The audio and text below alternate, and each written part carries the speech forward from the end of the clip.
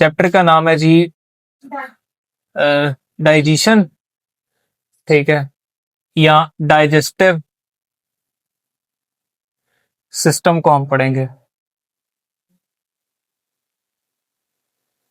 Okay, आपको पता है हमारी बॉडी में डाइजेशन को परफॉर्म करने के लिए एक सिस्टम पाया जाता है जिसे हम डाइजेस्टिव सिस्टम कहते हैं, जिसका काम डाइजेशन को परफॉर्म करना है। What is digestion? Basically that is the conversion of larger and indiffusible food particles into smaller and diffusible particles.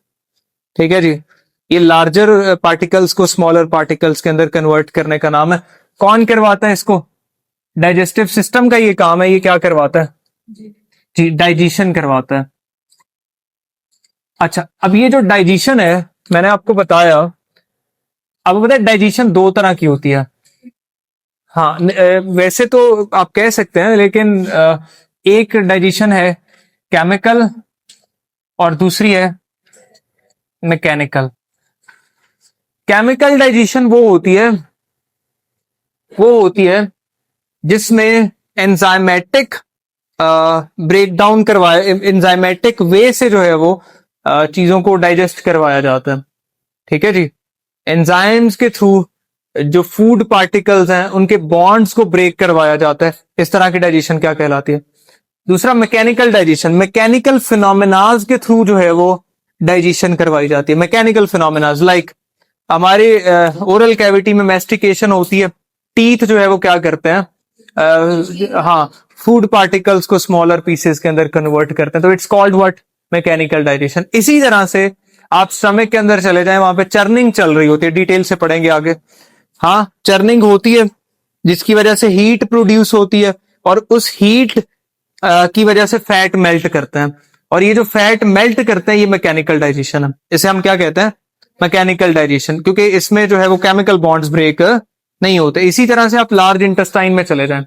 अब लार्ज इंटेस्टाइन में क्या होता है जी? नहीं, केमिकल नहीं होता, स्टेट चेंज हो रही है बस।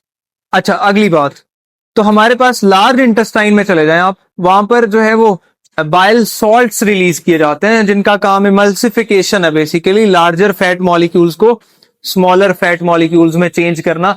ये इमल्सिफिकेशन भी क्या है? मैकेनिकल डाइजेशन है। ये सारे एमसीक्यूज आ रहे होते हैं जी। अच्छा, अगली बात, फिर आपने डाइजेशन के बारे में ये भी कहा कि डाइजेशन हमारे पास दो तरह की होती है, एक जो सेल के अंदर होती है और एक जो सेल से बाहर। सेल के अंदर होगी तो क्या कहेंगे? इंट्रा सेल्यूलर, और अगर बाहर होगी तो एक्स्ट्रा। बाहर जो कैविटीज के अंदर होती है, cavities like oral cavity, like stomach की कैविटी, लाइक स्मॉल इंटेस्टाइन के अंदर, ये सारी डाइजेशन क्या है? Extra cellular. अच्छा, अब जो डाइजेशन है ये हमारे पास डाइजेशन का फिनोमेना है, इसको करवाने के लिए सिस्टम कौन सा पाया जाता है? Digestive system. अब ये जो डाइजेस्टिव सिस्टम आप देखते हैं, ये जी डाइजेस्टिव सिस्टम, इसके दो पार्ट्स होते हैं।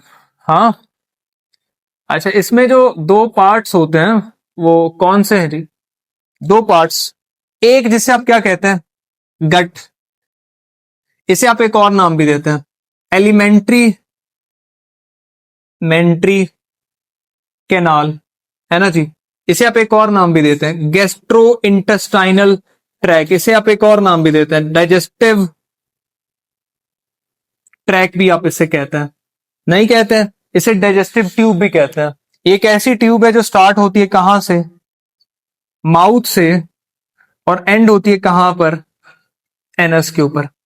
ठीक है, इसके साथ कुछ एसोसिएटेड पार्ट्स लगता है। क्या लगता है? Associated parts. ठीक है, लाइक लिवर लगेगा, हाँ, लाइक पैंक्रियाज लगेगा, लाइक गॉल ब्लैडर लगेगा। ठीक है, लाइक और क्या लगे? स्लाइवरी ग्लैंड लगेंगे? नहीं लगेंगे। ये सारे मिलने के बाद, हाँ जी, ये दोनों चीजें एसोसिएटेड पार्ट्स और गट मिलके क्या बनाएंगे? डाइजेस्टिव सिस्टम क्या कहलाएंगे? हमारा जो काम है सबसे पहले वो गट को एक ओवरव्यू देना है। हम गट को एक फास्ट ओवरव्यू देंगे ताकि हमें पता चले कि इसमें जो पार्ट्स हैं वो किस तरह के। आपको ये बात पता होनी चाहिए, ये एमसीक्यूज आता है, गट का जो साइज है वो कितना है? 9 मीटर इसका साइज है ना जी। यहाँ 30 फीट, यहाँ 30 फीट लॉन्ग होती है ये। ठीक है, चलें गट को ड्रॉ करते हैं। आप देखिएगा ये हमारे पास लाइवरी ग्लैंड है जी। ये अच्छा, खैर नोटिस कीजिएगा ये हमारे पास क्या है?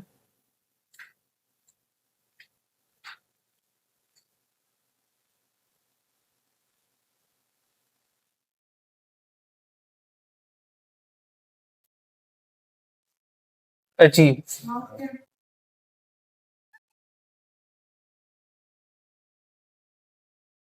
ये जी ये जी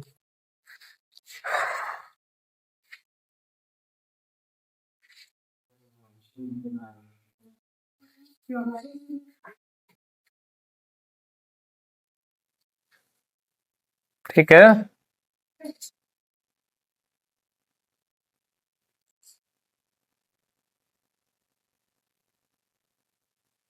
लेट सपोज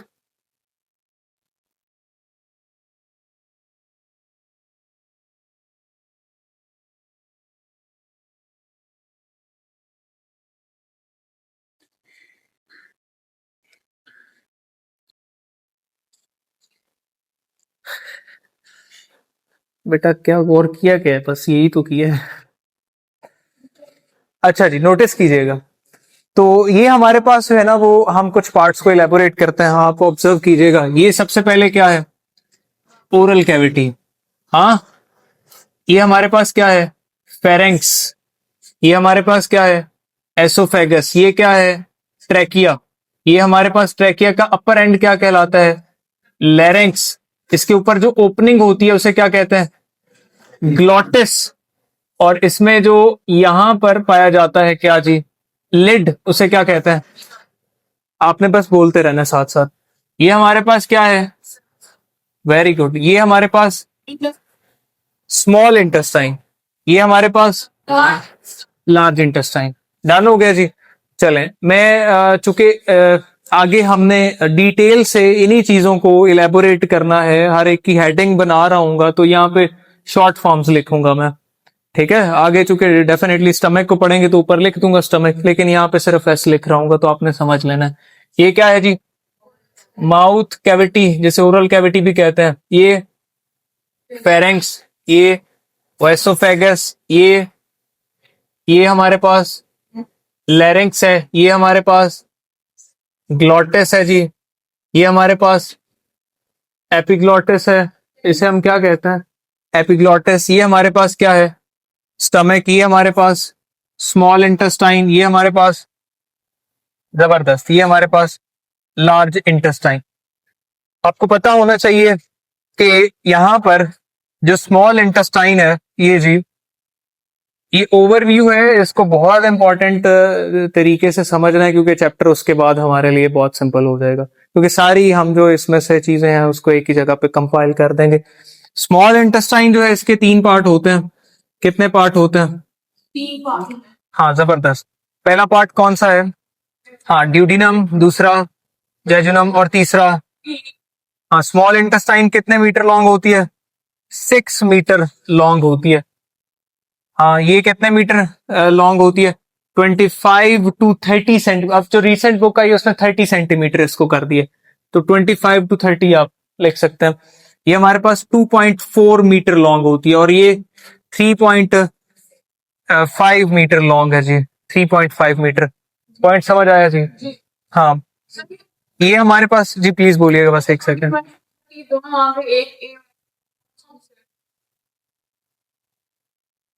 जी ऐसा नहीं होगा, इंशाल्लाह एक ही आएगा जी। अब ऑब्जर्व करने की बात यह है कि ये 2/5 ऑफ स्मॉल इंटेस्टाइन है और ये 3/5 ऑफ स्मॉल इंटेस्टाइन है। साइज हमने यहाँ पर मेंशन कर दिए। लार्ज इंटेस्टाइन को जब आप देखेंगे, इसके आपको पार्ट्स नजर आ रहे होंगे। हाँ जी, पहला बताइएगा, सीकम, दूसरा कॉलन, तीसरा रेक्टम। रेक्टम, ये जी डन हो गया। अब कॉलन जो है, ये हमारे पास कॉलन, इसके भी फर्दर 4 पार्ट्स होते हैं, है ना जी। कौन सा? जबरदस्त, असेंडिंग कॉलन, है ना, ट्रांसवर्स, ट्रांसवर्स कॉलन, डिसेंडिंग और सिग्मोइड कॉलन। ये हमारे पास लास्ट पे क्या है? रेक्टम, जिसे स्टोरेज के लिए यूज किया जाता है, लेकिन वेस्ट प्रोडक्ट को। गट के अंदर एमसीक्यूज आते हैं, कितनी साइट्स हैं जहां पे फूड स्टोर होता है? 2 साइट्स हैं, रेक्टम है और स्टमक है। डिटेल जाके पढ़ेंगे रिलेटिव टॉपिक के अंदर। हमारे पास ये अच्छा, इसमें जो है वो ये लास्ट पॉइंट एनस है। नोटिस करने वाली बात ये है कि हम इसके स्फिंक्टर्स पे बात करेंगे सबसे पहले, इसी में हम पुट कर लेते हैं ताकि हमें पता चल जाए। पहला स्फिंक्टर यहां पे पाया जाता है, इस जगह पे। हाँ जी, ये कौन सी जगह है? एसोफेगस से ऊपर। हाँ जी, इस स्फिंक्टर को क्या कहेंगे? अपर एसोफेजियल स्फिंक्टर। क्या कहेंगे? Very good, oesophageal sphincter. Done हो गया, ये पहला स्फिंक्टर है जी। हाँ, दूसरे को देखें, यहां पर पाया जाएगा। हाँ जी, इसे क्या कहेंगे? Excellent, lower oesophageal. हाँ जी, पता है इसको एक और नाम भी देते हैं, बताइएगा जी। कार्डिक स्फिंक्टर भी कहते हैं, और एक और नाम भी देते हैं जी, इसे हम गैस्ट्रो इंटेस्टाइनल स्फिंक्टर भी कहते हैं। ठीक है, गैस्ट्रो एसोफेजियल स्फिंक्टर, ये जी, गैस्ट्रो एसोफेजियल स्फिंक्टर। ये भी डन हो गया? नहीं डन हुआ? Very good. ये कौन, कितने नंबर स्फिंक्टर है? दूसरा स्फिंक्टर है। तीसरा स्फिंक्टर यहां पे पाया जाता है, ये वाला नजर आ रहा है, ये जी।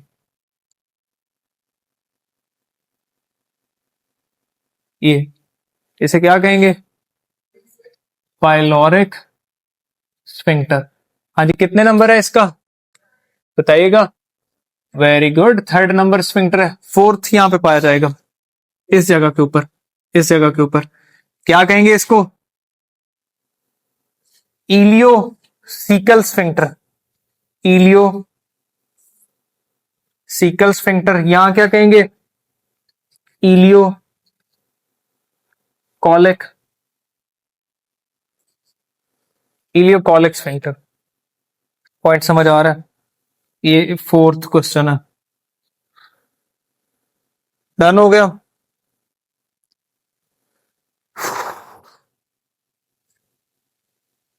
ये 4th है। अच्छा, अगली बात। अच्छा, अब ये हमारे पास रेक्टम के लास्ट पे क्या पाया जाता है? एनस। एनस के पास 2 स्फिंक्टर होते हैं। हाँ, कितने स्फिंक्टर होते हैं? एक इसका कौन सा है? 2 स्फिंक्टर्स। एक इसका आउटर है जी, और एक इसका इनर स्फिंक्टर है। नहीं, आउटर एनल स्फिंक्टर और इनर एनल स्फिंक्टर। मुद्दा समझ आया जी? पूरे डाइजेस्टिव सिस्टम के अंदर ये एक एक्सेप्शन है, इनर एनल, ये सॉरी आउटर वाला। ये जो आउटर एनल स्फिंक्टर है, ये वाला, ये वाला, ये स्फिंक्टर्स के अंदर एक्सेप्शन है। ये वाहिद स्फिंक्टर है जो बेसिकली स्केलेटल मसल से बनता है। किससे बनता है? ये स्केलेटल मसल से बनता है। बाकी सारे के सारे स्फिंक्टर डाइजेस्टिव सिस्टम के किससे बनते हैं? स्मूथ मसल से बनते हैं। तो ये हमारे पास क्या है, बताइएगा? ये एक्सेप्शन है, ये एक्सेप्शन। Very good. नोटिस करने वाली बात ये है कि कितने स्फिंक्टर हो गए? चौथा ये था पांचवा ये ठहरा और छठा ये ठहरा। ट्रैक के अंदर आपको कितने स्फिंक्टर मिल रहे हैं? एमसीक्यूज आते हैं, कितने स्फिंक्टर हैं? 6। हाँ, ऑप्शन 6 है। डाइजेस्टिव ट्रैक के अंदर, ये डाइजेस्टिव ट्रैक है। एलिमेंट्री कैनाल के अंदर, गैस्ट्रो इंटेस्टाइनल ट्रैक के अंदर, गट के अंदर कितने स्फिंक्टर हैं? कितने हैं? एक एमसीक्यूज आता है डाइजेस्टिव सिस्टम के अंदर, कितने हैं? 7 होंगे। सिस्टम में कितने हैं? एक स्फिंक्टर एक्स्ट्रा होगा। अब वो कहां पे होगा, अब उसको देखते हैं। नोटिस करने वाली बात ये है कि ये हमारे पास जो है, लेट सपोज आप बना लें ये जी लिवर, ये क्या है? बोलिएगा क्या है? लिवर। Very good. इसके साथ यहां पर ना पड़ा होता है क्या? पैंक्रियास। बताइएगा क्या पड़ा हुआ है? एक्सीलेंट। लिवर से डक्ट निकलती है। मैं डक्ट सिस्टम फिलहाल नहीं पढ़ा रहा हूं, मैं बस बताना ये चाह रहा हूं कि 7वां स्फिंक्टर कहां पे पाया जाता है। ये जी, हाँ, यहां पर आप अगर इसको नोटिस करें, यहां पर एक स्फिंक्टर पाया जाएगा। ये लिवर है, ये पैंक्रियाज है, और यहां से ये डक्ट निकल रही है और ये आके किधर ओपन हो रही है? स्मॉल ड्यूडिनम में।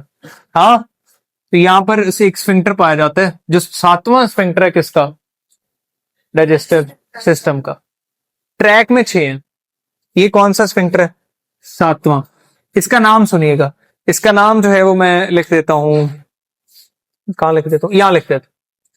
ये देखें, स्फिंक्टर ऑफ ऑडी।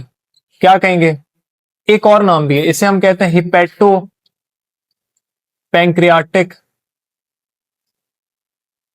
स्फिंक्टर। बताइएगा क्या कहेंगे? पैंक्रियाटिक। ये है 7वां स्फिंक्टर जो सिस्टम के अंदर पाया जाएगा, जबकि ट्रैक के अंदर नहीं पाया जाएगा। आपको ओरल ये डाइजेस्टिव सिस्टम का अगर स्केच में कोई मसला है तो प्लीज बताइएगा। किसी का कोई मसला है? पक्की बात है जी, श्योर।